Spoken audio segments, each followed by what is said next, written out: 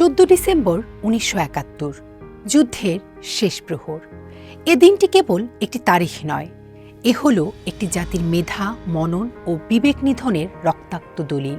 চারিদিকে বিজয়ের আলো ফোটার অপেক্ষা, অথচ ঠিক তখনই পাকিস্তানি হানাদার বাহিনী ও তাদের দোসর আলবদর, রাজাকার ও আল শামস আঁকতে শুরু করে ভয়ঙ্কর এক পরিকল্পনার শেষ রেখাটি, একটি জাতির ভবিষ্যৎকে নিঃশেষ করে দেওয়ার নীল নকশা, বুদ্ধিজীবী হত্যাকাণ্ড।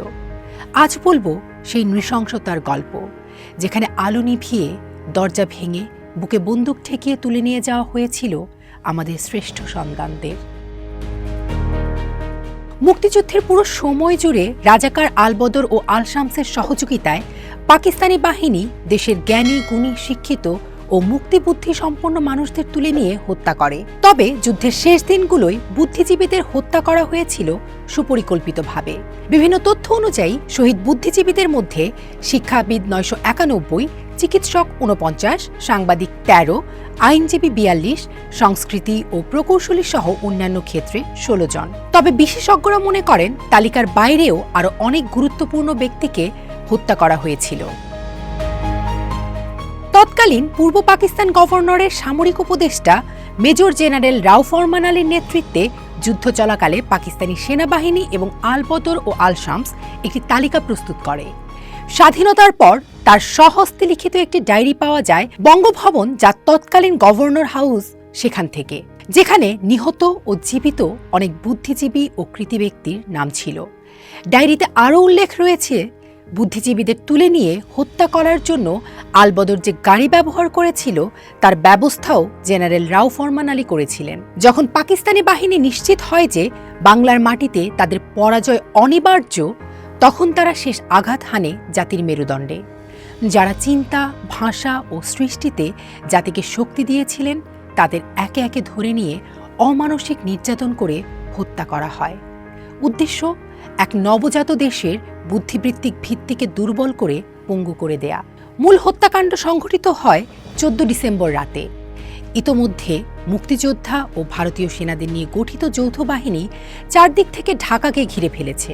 জেনারেল নিয়াজির নেতৃত্বে পূর্ব বাংলায় নিয়োজিত পাকিস্তানি বাহিনীর শীর্ষ কর্মকর্তারা তখন আত্মসমর্পণ নিয়ে আপোষ মীমাংসায় ব্যস্ত। ঠিক তখন পাকিস্তানি হানাদার বাহিনী গোপনে তাদের এদেশীয় দোসর কুখ্যাত রাজাকার আলবদর ও আল শামস বাহিনীর মাধ্যমে 14 ডিসেম্বর ঢাকা বিশ্ববিদ্যালয়ের আবাসিক এলাকাসহ বিভিন্ন স্থান থেকে বিশিষ্ট শিক্ষক, সাংবাদিক, শিল্পী, চিকিৎসক, বিজ্ঞানী ও জ্ঞানীগুণী লোকেদের ধরে নিয়ে গিয়ে নির্যাতনের পর কয়েকটি বধ্যভূমিতে হত্যা করে। 16 ডিসেম্বর বিজয়োত্তর মুহূর্তে স্বজনরা ছুটে যান মিরপুর ও রায়ের বাজারের বধ্যভূমিতে, শনাক্ত করেন নিখোঁজ বুদ্ধিজীবীদের মরদেহ। কারো হাত পা বাঁধা, কারো চোখ বাঁধা, সবার দেহে নির্যাতনের চিহ্ন। কাউকে গুলি করে, কাউকে হত্যা করা হয়েছিল গলা কেটে। এমন বিভৎসতা দেখে অনেকেই চিনে উঠতে পারেননি প্রিয়জনের মরদেহ। আবার অনেকের লাশ কখনোই পাওয়া যায়নি।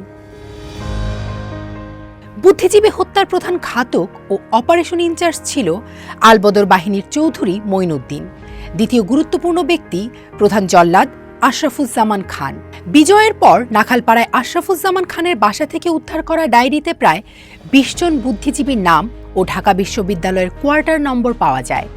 আশরাফুজ্জামান খানের গাড়ির ড্রাইভার মফিজ উদ্দিনের দেয়া সাক্ষ্য অনুযায়ী রায়ের বাজারের জলাশয় ও মিরপুরের শিয়ালবাড়ি বধ্যভূমি হতে বেশ কয়েকজন বুদ্ধিজীবীর গলিত লাশ পাওয়া যায়, যাদের সে নিজ হাতে গুলি করে মেরেছিল। বাঙালির মুক্তি সংগ্রামের প্রতিটি ধাপে শেখ মুজিবুর রহমানের নেতৃত্বে 1971 সালের মার্চে পরিচালিত অসহযোগ ও গণ আন্দোলন থেকে শুরু করে 9 মাসের রণাঙ্গনে কবি, সাহিত্যিক, সঙ্গীত, চলচ্চিত্র শিল্পী, শিক্ষক, প্রকৌশলী, চিকিৎসক, এই বুদ্ধিজীবীদের ভূমিকা ছিল অপরিসীম। তাদের নির্মম হত্যাকাণ্ডের মধ্য দিয়ে পাকিস্তানি বাহিনী ও তাদের দোসররা বিশ্বের ইতিহাসে সৃষ্টি করেছে এক কলঙ্কময় অধ্যায়।